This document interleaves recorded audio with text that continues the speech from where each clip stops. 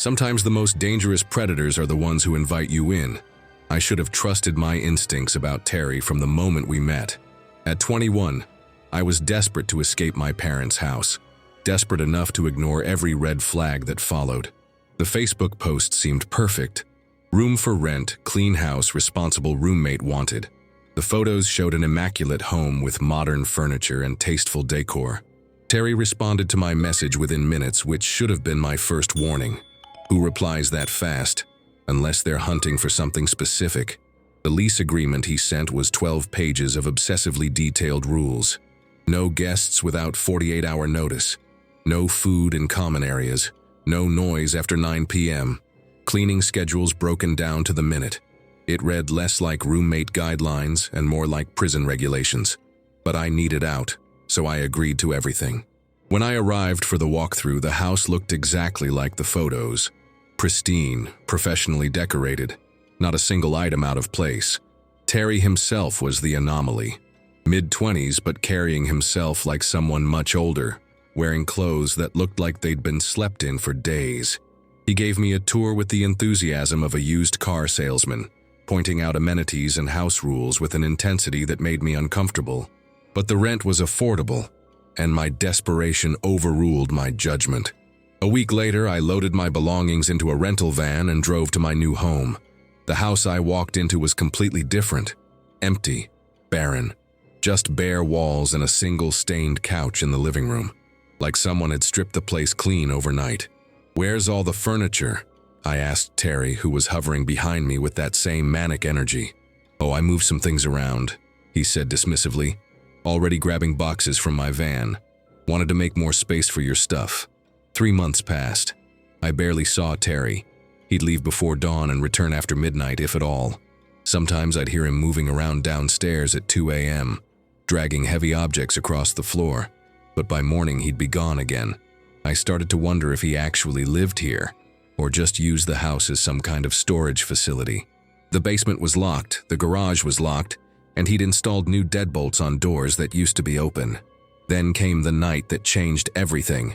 I was jarred awake at 2 a.m. by violent pounding on my bedroom door. "Don't leave your room!" Terry screamed from the hallway. His voice was raw, desperate. Nothing like the polite roommate I'd met months earlier. I stumbled to the door and found him standing there. Clothes soaked with something dark, sweat streaming down his face. Eyes wild with an emotion I couldn't identify. Fear? Rage? Panic? "Stay in your room until I tell you it's safe," he hissed, then slammed the door so hard my windows rattled. I listened to his footsteps thundering down the stairs, followed by the sound of something heavy being dragged across the kitchen floor. The scraping went on for 10 minutes. Metal on linoleum punctuated by Terry's labored breathing. Then the garage door rumbled open. I crept to my window and watched him load a large wrapped object into a van I'd never seen before. Even in the darkness, I could see dark stains spreading through whatever he was carrying. That's when I ran. I grabbed my keys and phone, climbed out my bedroom window, and drove straight to the police station. By the time officers reached the house, Terry was gone. So was the van. So was any evidence of what I'd witnessed. But they found something worse in their investigation. Terry didn't own the house. He was squatting in a property that belonged to an elderly woman who'd been missing for 4 months. The lease agreement I'd signed was completely fabricated. The police theorized that Terry had been using me as cover, a legitimate tenant to make the house look occupied, while he used it for whatever business he was really conducting. What kind of business requires dragging bloody objects through the kitchen at 2 a.m.? They never found Terry, never found the missing homeowner, never found any trace of what he'd been hiding in that house. But I know one thing for certain. He didn't want me as a roommate. He wanted me as a witness, someone whose presence would provide legitimacy for whatever he was really doing in that house. The question that keeps me awake at night is simple. What would have happened if I hadn't run? Was I supposed to be permanent cover for his activities? Or was I supposed to become one of those heavy objects he dragged through the kitchen in the middle of the night?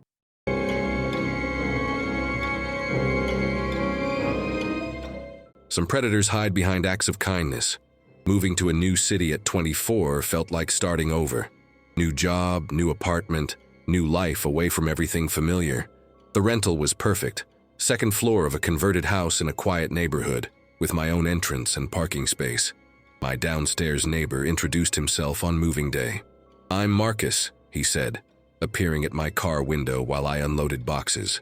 Mid-40s, clean cut, wearing a polo shirt and khakis like he'd stepped out of a suburban catalog. "Welcome to the neighborhood. Need any help?" I declined politely, but he lingered, asking questions about my work schedule, whether I lived alone, if I knew anyone in the area yet. Standard neighbor small talk, but something about his intensity made me uncomfortable. Over the next few weeks, Marcus became increasingly present in my life. He'd appear whenever I was carrying groceries, offering to help. He'd knock on my door with leftover food that looked suspiciously like full meals prepared for two. He always had practical advice about the best grocery stores, safest routes to work, which areas to avoid after dark. At first, I appreciated the local knowledge. Moving somewhere new is isolating, and having a friendly neighbor felt reassuring. But Marcus's helpfulness had an unsettling quality. He seemed to know things about my routine that I'd never mentioned. "You get home pretty late on Thursdays," he'd comment casually while we talked in the driveway. Or, "I noticed you haven't been sleeping well. Your light's been on past midnight all week." When I asked how he knew these details, he'd laugh it off. "Thin walls," he'd say, "plus I'm a night owl myself." But our building had solid construction. I could barely hear him moving around downstairs, even when I was trying to listen. The first real warning sign came during my 3rd month there. I was struggling with a heavy dresser, trying to rearrange my bedroom furniture, when I heard footsteps on my stairs. Before I could react, Marcus was standing in my open doorway. "Heard you moving furniture," he said, stepping inside without invitation. "Thought you might need help." I hadn't made enough noise to be heard through the floor.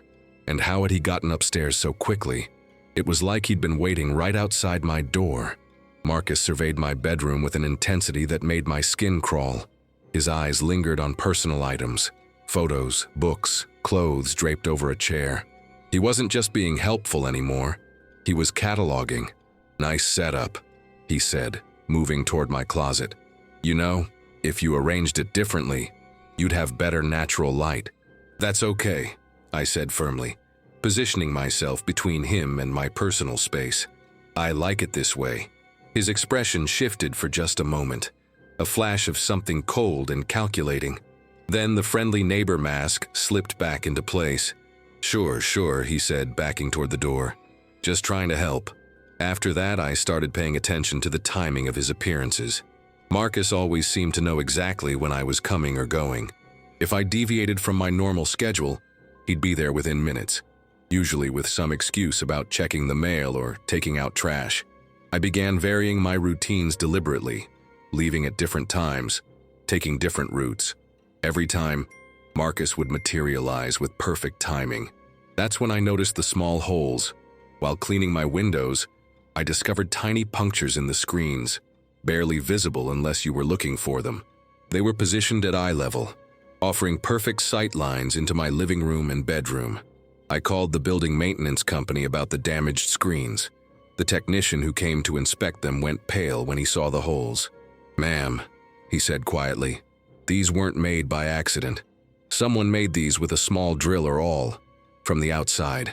My blood ran cold. My second-floor apartment had no balcony, no fire escape.